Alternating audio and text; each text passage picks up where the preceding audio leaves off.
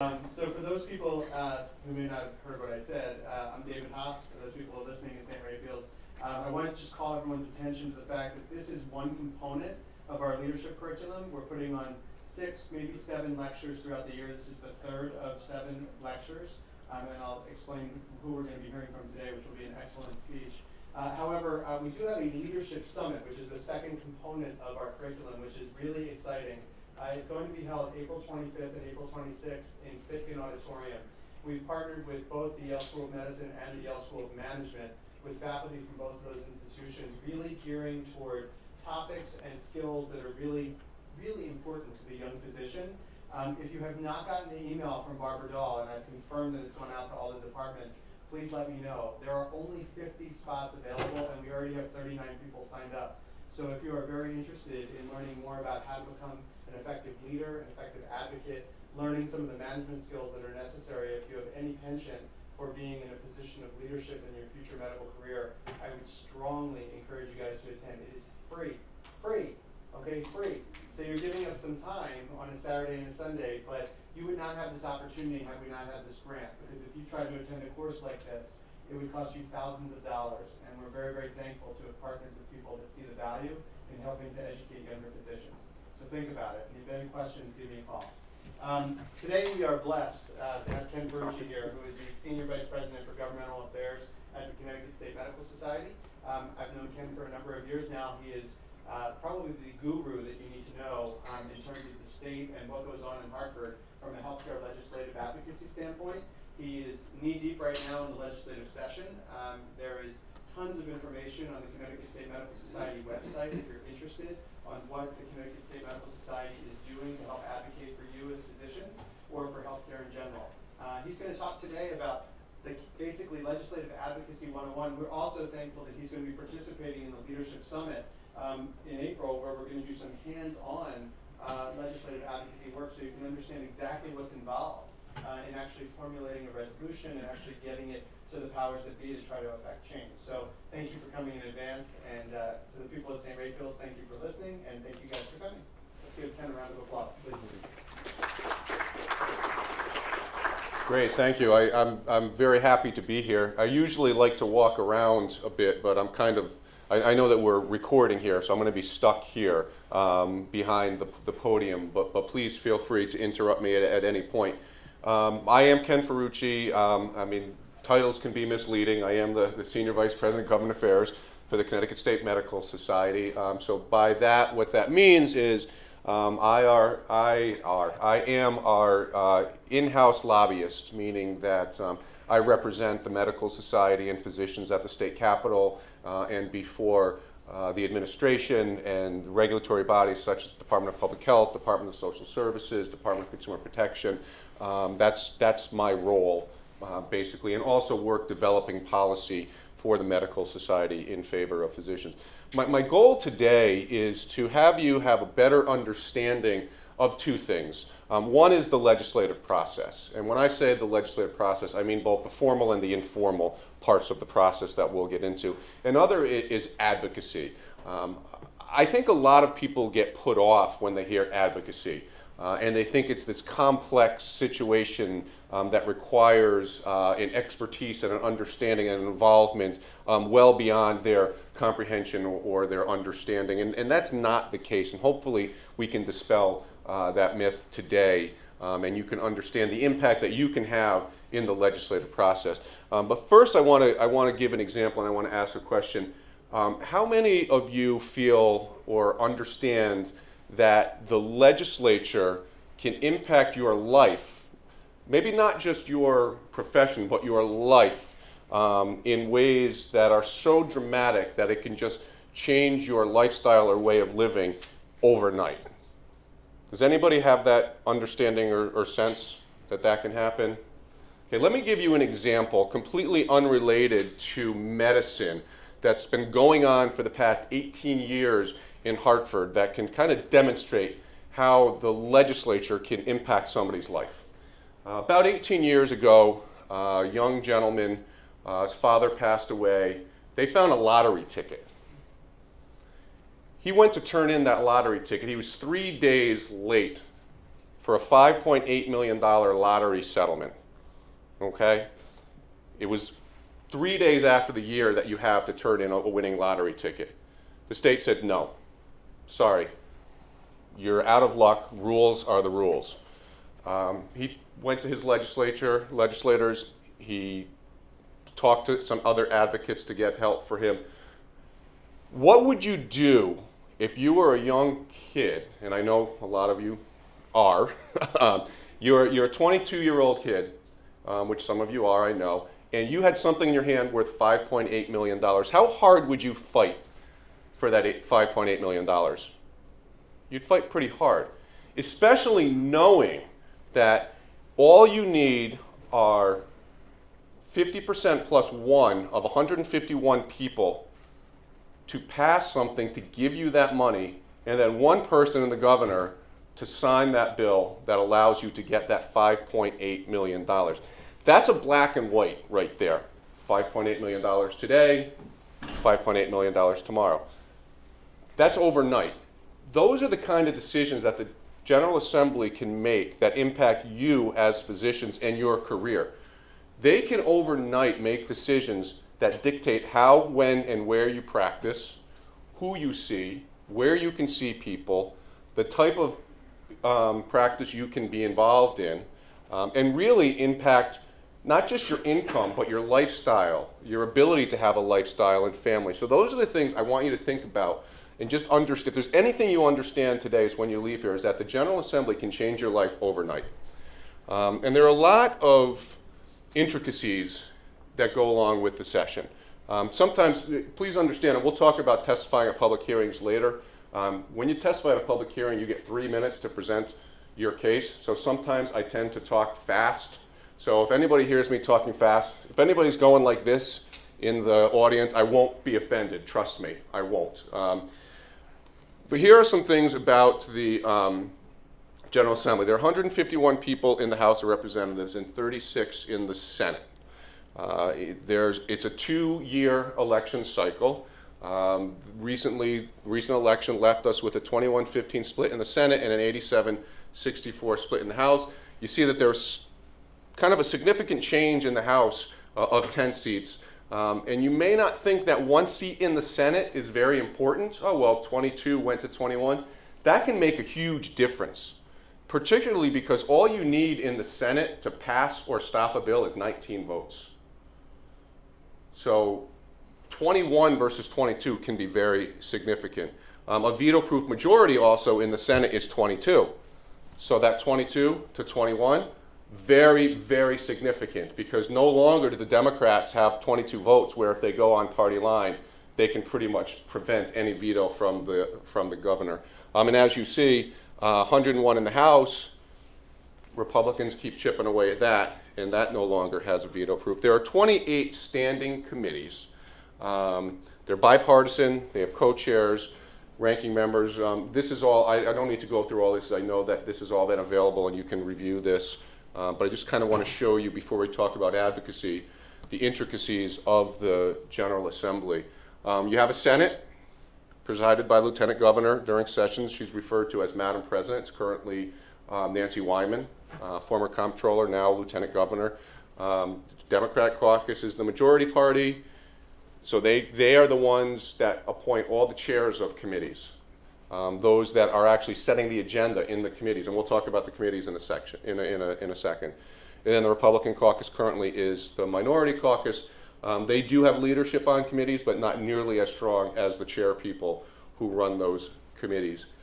In the House, very similar, but it's not presided over by a president. It's presided over by the Speaker of the House, who is currently Brendan Sharkey, a Democrat. And again, they currently make all the appointments for leadership chairs of those committees. And then the Republicans, same thing. They do have representation and leadership on there, but nowhere near as powerful as the Democrats are. Here's a list of the committees. I mean, that's quite a wide range of committees, from aging, housing, planning and development, public safety and security, reapportionment even. Every 10 years there's reapportionment. These are committees that meet almost every day during the session, have the makeup of both the House and Senate, Democrat, Republicans. But again, you can just see the wide range of committees that we have to deal with on a daily basis. Committees of significance for physicians and medicine. I think some people may look at that list that I just showed and say, okay, there's probably nothing there that physicians need to worry about. There's probably nothing there that physicians need to worry about. But there really are a lot of committees that impact legislation that physicians need to deal with and be involved in. First of all, the Appropriations Committee. I don't think anybody would disagree with that. Funding for programs, social services programs such as Medicaid, public health initiatives, mental health and addiction services, developmental services, all of those fall within appropriations. I probably should have put finance, revenue, and bonding above children's. That's just the way it played out, because there's a balance here. You have one committee, the Appropriations Committee, that puts forth a budget that is spending. Then you have another committee, the Finance, Revenue, and Bonding Committee, that they have to come up with the money that equals what the Appropriations Committee is going to spend for that year. So those are two committees that kind of have to work harmoniously. I've been around Hartford when those committees have not worked harmoniously. It's a really nasty situation when you have the Finance Committee saying, no, we're not doing this to raise funds, and the Appropriations Committee saying, we're not giving up these programs that we want to have fun. That makes for a very long session, very difficult session. Think about the Children's Committee, concussions, child safety and welfare issues, General Law Committee, prescription drug monitoring, pharmacy issues. There's a lot of stuff going on this year with opioid addiction and opioid prescribing and controlled substances. I think I passed over a slide, or maybe I didn't get to it yet. Maybe I didn't get to it yet. So I'll get to it as far as what we're dealing with this session. Human Services Committee, Medicaid oversight. Currently, we're involved in dealing with the audit process within the Medicaid program and funding for Medicaid services within the budget. Potential reduction of primary care rates for physicians on the table this year with the ACA. I don't know if everyone's aware that for the ACA, funded primary care rates at the Medicare level for 2 years, well, that money went away in January. Now, the state has opted to pay for it for June, but what happens after that? What happens if the state decides that it can't afford to fund Medicaid reimbursement levels for primary care rates at the Medicare level, and we see a 40% reduction basically overnight of a lot of services? How many physicians are going to be able to continue to participate in the Medicaid program? Very serious issue. Judiciary Committee, liability issues, tort reform, antitrust, and negotiating ability. Labor and public employees. You may say labor, public employees, well, there won't be anything in there that physicians need to worry about. But again, workers' compensation, negotiating power for employed physicians, as we see more and more physicians entering models where they aren't in independent practices, but they are working for other entities such as hospitals, healthcare systems, becomes a much more critical committee for the medical society. Program Review and Investigations Committee, a committee that reviews programs within the state, makes recommendations for upcoming legislation. Public health, obviously, that one you would understand. Wide spectrum of issues, all public health issues, be it nutrition, safe drinking water, clean air, scope of practice, certificate of need, vaccines, screening requirements for children. This year, big issue, you've seen nationally with the anti-vaxxers dealing with this year a way to ensure that that critical mass, and that term was actually used yesterday in a public hearing, that critical mass is getting vaccinated to protect the entire public and not allowing really undocumented and unnecessary exceptions from people to be able to get vaccines. The way the session works, odd years are long sessions. That's what we're currently in. That's when the budget for 2 years is presented, and that makes this year a lot more comprehensive than the short session. Even years are a short session. They're 3 months. Technically, they are supposed to deal with only finance issues, governor's budget adjustments, and committee bills. Those are outstanding issues that may not have been done in the year before. Unfortunately, there's kind of been a real decaying of that fine line between what critical issues are. And what we've been finding is, whereas the long sessions are kind of a marathon, short sessions are really becoming a sprint in which you're dealing with the same amount of issues, but only in a much shorter period of time. This long session, this year, the Medical Society is currently tracking or involved in over 500 pieces of legislation. We have what's called a bill tracking list, which has about 6 or 7 bills on a page. It's 79 pages long this year. And we've testified already on, it says almost, but I did put this together a couple weeks ago, well over 50 bills we've either testified or submitted testimony on. And as you can see, in the short session, it's typically 200 bills. Last short session was 200 bills, 50 the year before, 114, just kind of showing you that it's really creeping up the amount of legislation that's being introduced and that needs involvement. I won't go into too much detail here because I do want to get to talking about advocacy very, very shortly. But this is just some information about, this is the formal process. You heard me mention before, there's kind of a formal process and an informal process, and we'll get to the informal process when we talk about advocacy. But you do have bills get introduced. They get referred to screening committees of the appropriate committee, of the appropriate chamber, meaning if it's a House member that puts a bill in, it'll go to a House screening committee. If it's a Senate member, it'll go to a Senate screening committee, and they'll get assigned to a committee. So they'll look at it and they'll say, okay, this bill is on, well, I'll just use concussions because I had it up there for concussions. Should it go to public health or should it go to children? Okay, well, based on what's in the bill, we think this should be in children because we're talking about children and education versus screening for concussions, which may be something that goes to public health. Those are drafted into proposed bills, and then they're returned to the committee to be raised in concept form. They vote to accept the bill. They place them on agenda for a public hearing, and then those bills are heard at a public hearing. And when they're still in committee, they can be changed in the committee. Bills can be changed basically from the day they're put in to the day session ends, which is called sine die, at midnight on the last day. So they can be amended. The committee must vote them out of committee in a joint favorable. What it means, joint favorable, is committees are made up, as you saw before, of the Senate and the House. They have to have a majority of the members who are members of the Senate and the House on that committee vote them out, or they can refer them to another committee. Let's go back to the concussion issue. Okay, children, here's the bill. They say, yes, we've got something here, but we also think that there's a public health aspect to this, so we're going to refer this to the Public Health Committee. So they'll vote to refer it, and then the Public Health Committee won't have to have another hearing, but we'll have to hold a meeting on the bill to approve it and vote it back out. There are many deadlines for individually submitted bills, concepts to be raised, committee bills to be raised, dates of holding a public hearing, joint favorable deadlines in which bills must be voted out of committee, and then deadlines exist to act on bills referred to a committee by another committee in the chamber. So if the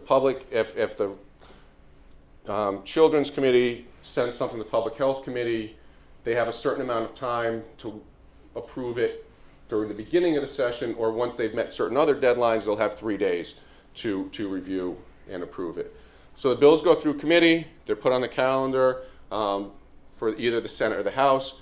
They must be on the calendar, and I see a typo there, didn't close my bracket. Put on the calendar for 3 days before a vote can be taken. They can also be referred from the floor of the House or Senate to another committee. So let's talk about the concussion bill again. Okay, so let's say Children's doesn't send it to the Public Health Committee. Children sends it to the floor of the House. Well, that screening committee of the House can then say, no, we still want the Public Health Committee to see this. And a lot of this is going to get into the informal part of session that I'll talk to in a little bit. And then anytime a member may introduce an amendment to legislation, known as tacking an amendment on a bill, they're technically supposed to be germane, but let me give you a perfect example of something that is completely not germane. Last year we had a bill that was on genetic counselors. So it basically would be licensing of genetic counselors. An amendment was tacked on there that took out all of the language on licensing of genetic counselors and it put in a significant change in scope of practice for naturopaths.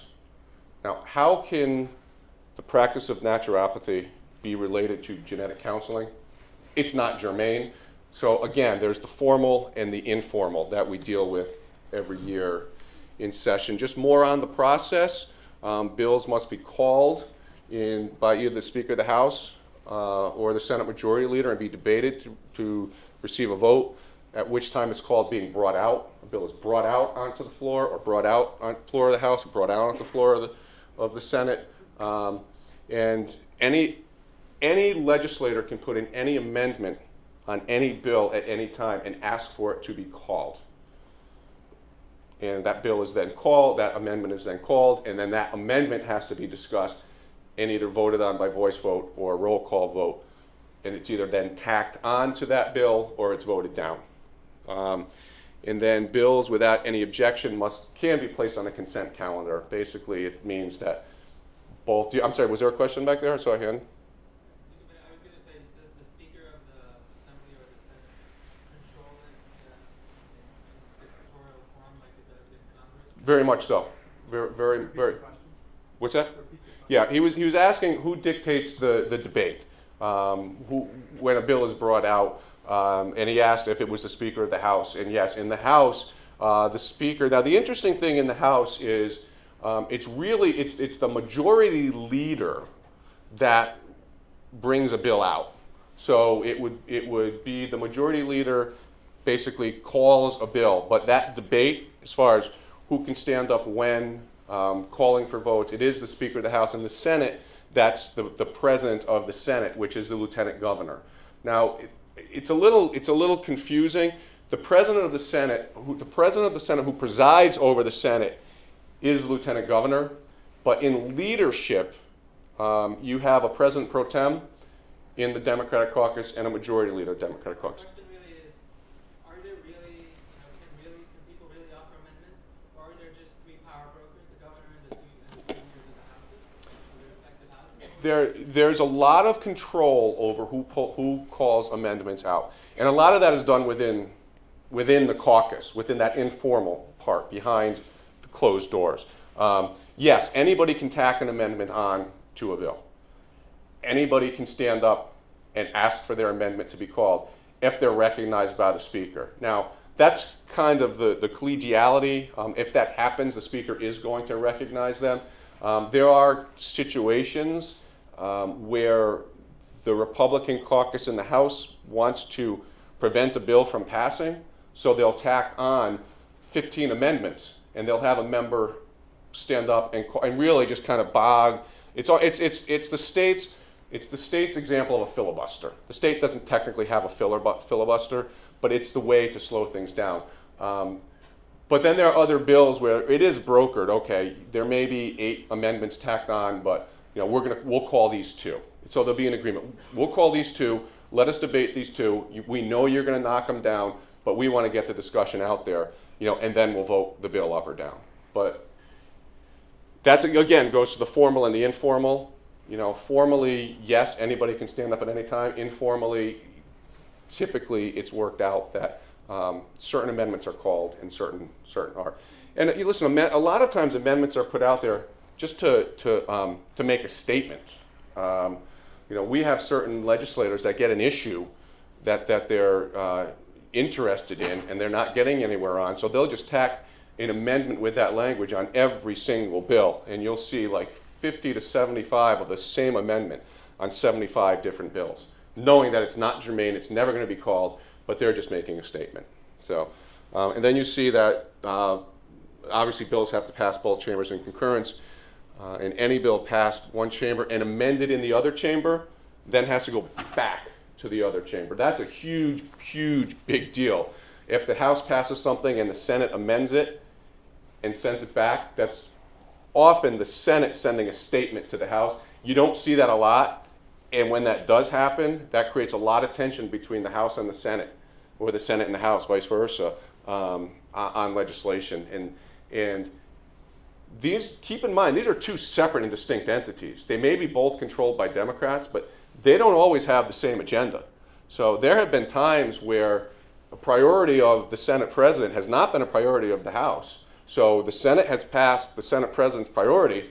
Speaker of the House has said, I don't want to do that. I'm not doing it. So then what happens? Any bill sent up from the House isn't going to get any discussion or debate in the Senate. It's kind of that whole tit for tat. So let's talk now about advocacy. I like to say that and I always use rocket science. If this was rocket science, I wouldn't be doing it. I just wouldn't. I kind of fell into doing policy. I had never, and I'll just give you a little background, I never had any intent of working for the legislature or the General Assembly. I had a good friend when I got out of school in the early 90s run for Senate, and she won. And she asked me to be her legislative aide, which I did. And I got up at the Capitol, and I understood I was really enjoying policy. Maybe not the politics, but I enjoyed the policy. And then went on to get some education in public affairs and moved into lobbying. But I never had a background in advocacy, ever, until I was in my early 20s. So it's never too late to start. And really, to be a successful advocate, much like anything, it just takes time and effort. And that's really all it does. Really all it does. Because you are within a society now, the medical society. Some of you will become specialists and join a specialty society. You have people like me and like any other lobbyists in your organizations that can handle all of that other stuff that we just talked about. All of the process, this and that. It's great to have an understanding of how it works, but the advocacy is what your job can be and what you can do right. And the opportunities exist, but you need to understand the process. You don't need to memorize the process that I just went through, but you need to understand it. Okay? You understand that bills have to be heard, they have to pass both chambers, they can be amended at any time. The other thing to understand is it's a heck of a lot easier to prevent something from passing than to passing it. There are thousands of bills that are introduced each legislative session, long sessions more than short, and less than 10% of what's introduced passes. So it's much easier to stop a bill from passing than to passing it. So understand the rules of legislative game as well. That's the whole understanding amendments, understanding that there's a lot of stuff that happens behind closed doors that you can't affect, but you can influence. And advocacy can be accomplished in many ways, but it has to be constant, it has to be consistent, and it has to be concise. And we'll talk a little more about that. It can't be sterile. When you go up to Hartford and you say, I don't like this because I'll make less money, I'll need to work harder, or I don't like it, and you're making that about you personally, that's sterile. That does not resonate at all. I can't tell you the amount of times that I've heard physicians in Hartford talk to legislators and say, do you know what this bill will do to my income? They don't care about that. They want to know, what is the potential for public good or public bad? What is the potential positive or negative for an impact on society, the practice of medicine, public health, and public welfare? When we can go up there and we can demonstrate that a specific issue is not in the best interest of public health, and we can demonstrate that, that resonates a lot more than going up and just saying, this is going to affect my bottom line. I mean, there are a lot of issues I can use examples of on this, all right? And where we have to, and this is where you have to message things appropriately. Because yes, we know that something passing that puts a tax on physicians, let's say all of a sudden there's going to be a 10% tax on physician income to balance the budget. Well, we know that affects your bottom line. But is that the message you want to get across? Or do you want to get across that what that would do would limit your ability to provide services to your patients and provide quality care that will dictate and impact how you work during the day and how many patients you can safely see and provide quality care to without compromising their health. That's how you pitch it, not about that's just 10% of my income. What is the impact going to be on the people that I see? That's how you turn that message around. You can always take a message and you can always flip that. And that's a unique thing to be able to do. Just take a message that you would think is negative, make it a positive. Now, I'm not saying talking about the quality of somebody's healthcare is positive when you're talking about, limiting it, but you're taking that negative message of I'm going to earn less money, and you're turning it into a positive. When I say positive, I mean positive with how it resonates with legislators. Positive that you are demonstrating the impact that's going to have on their constituency. Now, you are their constituent as well, and we'll get into that in a minute, but that's what you need to do. And you need to personalize it, too. Okay? Personalize. How is it going to impact your patients, your ability to be a good physician? Those are the things that they want to hear. So we talked about it being accurate, consistent, clear, concise, and specific. And we always talk in Hartford about the rule of 3. It's said that it usually takes 3 years to pass a bill. You get 3 minutes to testify, and you should limit to 3 key points. And I think that is the most important, especially for physicians, those 3 key points, because you heard me talk about the fact that we're involved in over 500 bills this year. We just had a Physicians' Day at the Capitol where we could have talked about anything on that list of 500 bills. But what would the legislators hear? Would they hear like that hum you hear from a beehive when you have thousands of bees just going in different directions making a noise?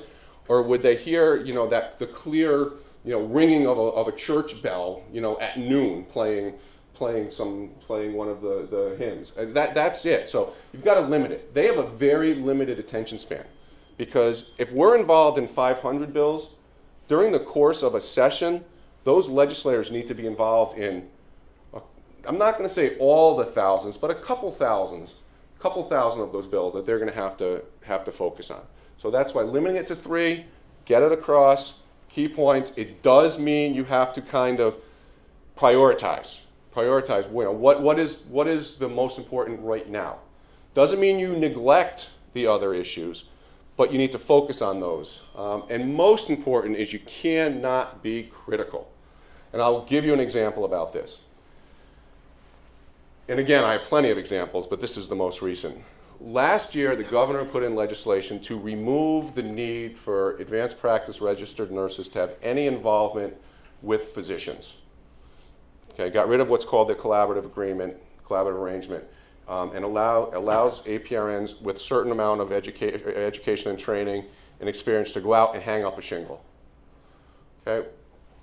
CSMS messaging focused on the quality of care, concern about developing teams of care, not siloed care. Unfortunately, we have we did have physicians that were making personal contacts with legislators and were criticizing those legislators. Personally criticizing those legislators. Now, you may think, okay, well, but if that legislator is a professional and they should still think about the issue itself and vote based on what they think is best for their constituents. But think about in your life. You've been in situations in your life where you've been going in one direction and somebody's criticized you, and it's made you kind of alter your thinking or go. It's like, okay, you think that of me? Okay, I'm not going to go with you. I'm going to go over here. That happens. They're human. They're human. They're legislators. They're people. They're human. So that kind of criticism, much like it would resonate with you, resonates with them. You need to stay away from the critical aspects. Go through a couple ways that physicians can have an impact. You can seek office. That's a huge commitment. We know, we understand. Currently, there's one member of the General Assembly, Prasad Srinivasan, an allergist from the Glastonbury area, who's the ranking member of the Public Health Committee, only physician. We do have some legislators who have physician spouses. That's beneficial too. And obviously, as young physicians, you can't take the time to be a legislator. We understand that. But as your career progresses, those are ways that you can impact change. You can serve on countless established boards, task forces, commissions, working groups. A significant amount of policy creating and influence is shifting away from the traditional legislative making. A lot of decisions that are being made in Hartford are being delegated out. And Dr. Haas knows this very well because he has sat on some of these committees, such as the State Innovation Model Steering Committee and others. Decisions are being made more and more, not by legislators, but by others serving on these committees, to which they are having power delegated to them, and they're having a tremendous impact on the practice of medicine. And then the other way you can have an impact is through organized medicine. I'm going to give another example. I like to teach by examples. I see a big difference in the way certain organizations work. And I'll pick one organization that we're typically at odds with, and that's a trial bar. They seem to approach, their members seem to approach things differently. They say, I'm going to join you, I'm going to give you the resources, go affect change. Unfortunately, and this is something that the medical societies have been working on, is getting physicians to think differently. You're critical thinkers. A lot of physicians think, you go affect change, and then I'll consider giving you the resources. You see the kind of difference there? And it makes it very difficult. So organized medicine can be very positive and is positive, and you should be involved in it. And I'm not just saying that because I'm employed by organized medicine. I have the fortune of watching all kinds of constituent organizations work in Hartford, and I know how important it is to be involved in that group. Now, you may not always agree with everything that your organization says. There are a lot of issues. We deal with a lot of issues where physicians may not have the same opinion. You know, we can talk about abortion, we can talk about medical marijuana, we can talk about, even this year, physician-assisted suicide. You may not agree with them all, but participating, instead of saying, I don't agree with you, I'm not going to participate, it's more important to say, I don't agree with you, I'm going to participate, and I'm going to be involved, so I can be a part of the process that develops position, that develops policy, and helps to implement change. So it's very, very important to make sure that you're involved. So let's talk about grassroots relationships for a bit. There are a couple different kinds of grassroots relationships. There's the organic. These are pre-existing. They're not political. They're either business, personal, professional. These are ones you kind of just fall into. Again, I'm going to give an example. The current chair of the Public Health Committee is a young attorney from Hartford, Matt Ritter. Now, his wife happens to be a pediatrician in Hartford, so he's one of those legislators that has a spouse who's a physician. But 2 years ago, I had a group of residents from the Yale program, and it was then out at Waterbury, and I think it's back at St. Francis now. St. Raphael's.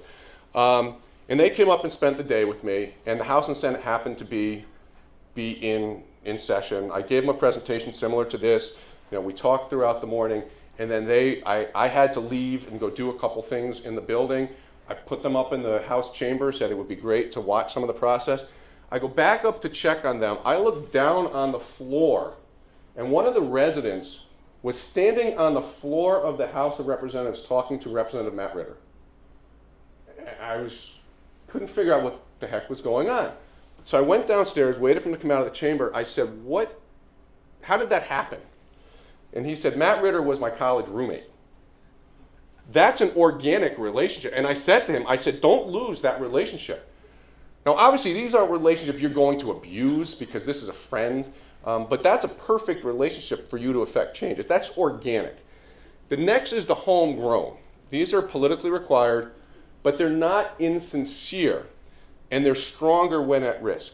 These are when you, as a physician, identify the candidate or the legislator that you want to get involved with, and you make a commitment to assist this person, be it through assisting on their campaign, helping them develop their campaign policy, whatever, but you become involved with this person.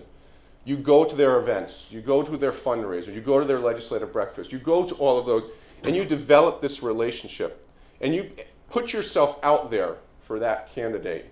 So there is that risk. That's homegrown, but there's a value to that. You become the sounding board. You become a person that when they say, hey, you know, this issue's coming up, I know this physician, you know, he's been wonderful, I'm going to see what's going on here. And you get involved that way. Again, I use by examples. Young legislator, 24 years old, new attorney, practicing out in Brookfield, Connecticut. Met with him on an issue we have this year that would expand the statute of limitations on medical liability cases for minors to 18 years. Sat down with him.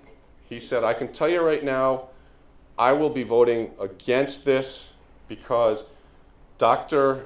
Appleby is actually his name, obstetrician out in Danbury, helped me on my campaign, spent the time to talk to me about this issue. I understand it. I get it. You got me. I had nothing to do with that. That was all a physician who took it upon himself to develop that homegrown relationship and affect some change. Now the third is what I call artificial turf. It's kind of the law of numbers working. This is kind of the real, what you think about grassroots advocacy. It's necessary and it's conspicuous by absence. These are the public hearings, the days at the Capitol, and the calls to action. It happens real time. It is often reactive, but if you've got the organic and the homegrown, and you do the artificial turf right, you can be very successful. Very successful. And the artificial turf is very, very important. I've kind of gone through these already as far as organic, most effective and critical, relationship predates the current situation, not always available, but always valuable. The homegrown does take work and desire. Desire is very critical there. You have to want it to happen. Takes persistence, offer opportunities and input not granted in the artificial turf.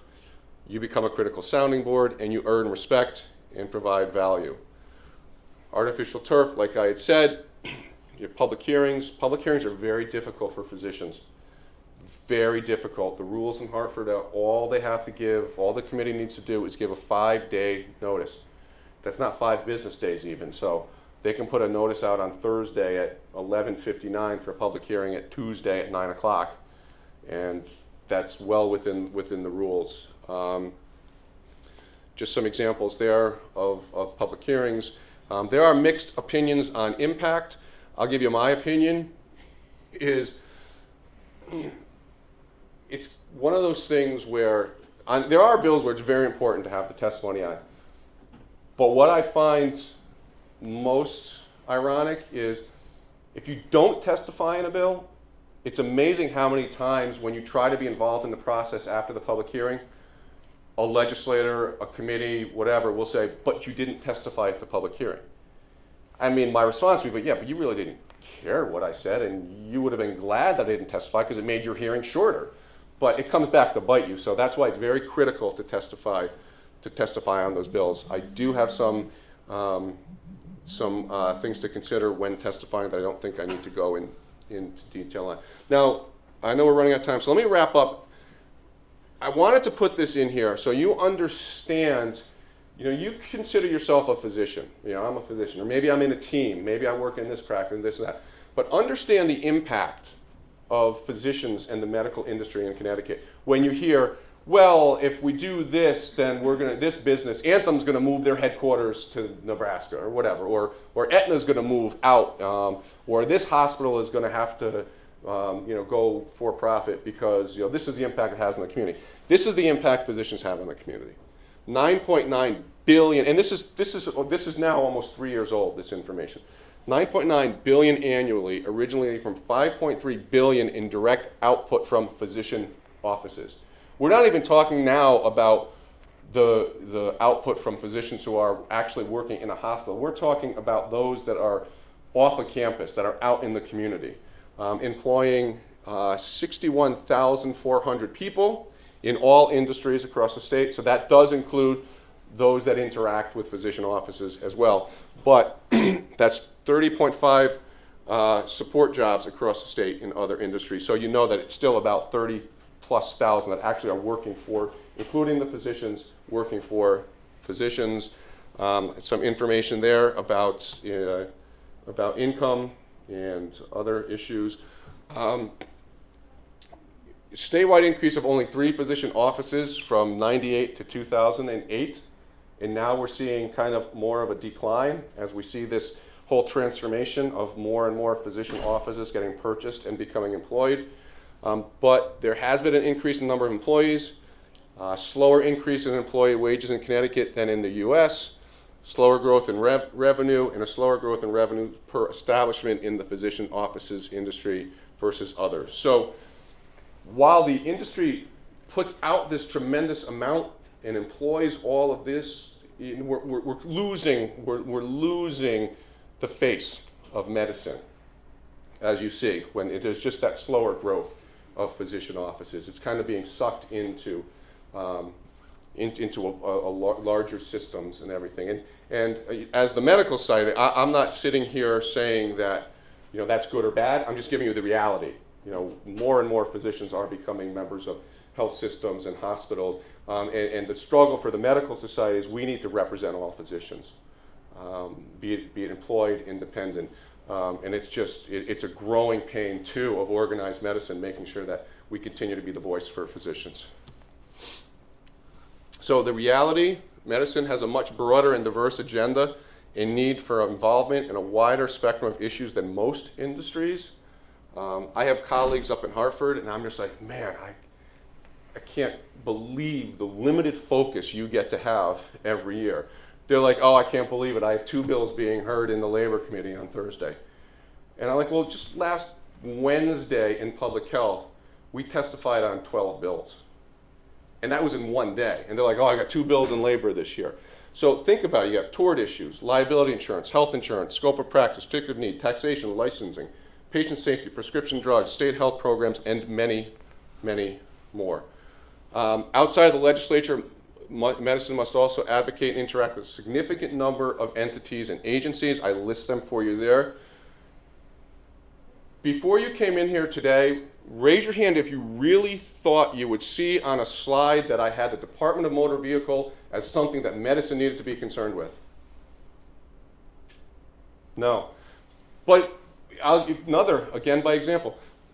Department of Motor Vehicle has a board of medical examiners that needs to be involved in assisting with reviewing licenses of people who may not be able to drive. Also, let's talk about commercial driver's license. Chiropractors feel that they are capable of doing physical examinations for commercial driver's license. Medical doctors believe they aren't. So that's all under DMV. So we deal with that there. Obviously, revenue services, consumer protection, and developmental services. So you see a huge, huge range there. We're up against many other industries at once, other professional organizations, health insurers, the trial bar, patients' rights groups, employer groups, and hospitals. Now, I put hospitals up there, but I don't want you to think that it's a contentious relationship. Obviously, there are times where hospitals and physicians do have different interests, and that's why I put it up there. But we're all rowing in the same direction. We work very closely with Yale and with the Connecticut Hospital Association. But it is a group, when you take an issue of, say, a certificate of need issue, we may be at odds with them. So just need to understand that that is a group that sometimes we do have to address. Medicine has one of the largest, most diverse spectrums of issues. This is just more detail as to what I put in before. Health insurance issues, physician workforce issues. We want to keep you here. We want to keep you here. Numbers show that Connecticut is one of the worst states in retaining its medical students and its residents. And that's just a fact. You go elsewhere, and we don't want to see you go elsewhere. And everything the medical society does to keep you here, it is outshadowed by what the administration, regulators, and the legislature can do to try to keep you here. So just some examples of things we've been trying to work on to keep you here. Public health, again, just giving you some examples there. This session, we've already talked about some of these. Death with dignity is what they call physician-assisted suicide. Again, an issue that even within the physician community, there's a huge discussion on right now. Medicaid audits, interstate licensure, of a medical board model, maintenance of Medicare level primary care rates. State societies as innovators, and this is why, and this is my pitch. This is my pitch. I told you how important organized medicine, but we are positions at the crossroads of policy and organization. Your organized medicine has the ability, because we are out there doing things that while you're practicing, you can't focus on, to recognize that models are shifting. Vehicles are in place to analyze marketplace and communicate within the provider community. We have the natural role in supporting members, particularly through a period of change in our healthcare system like we are seeing now. And the involvement of young physicians is critical, and I can't stress this enough.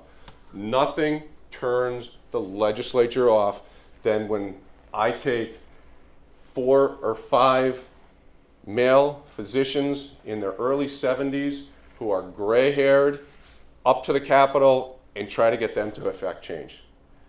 It doesn't resonate as much as when you come up and you say, hey, I'm concerned because I'm starting my career. Here's what I see, and here's what I'm afraid of. And I want to be here for you to help you as you affect change. So, bottom line, rapid evolution of the healthcare system in a manner and structured form in which care is delivered is increased, the need for physicians to engage in more comprehensively in ways not previously done. Decisions are being made for you by people with no clinical experience or understanding of the practice of medicine. That gets back to what I talked about with the task forces and the work groups and all of this delegation of decision-making power shifting away from the legislature to those without any clinical experience or understanding of the healthcare system. So I'll stop with that and answer any questions you have.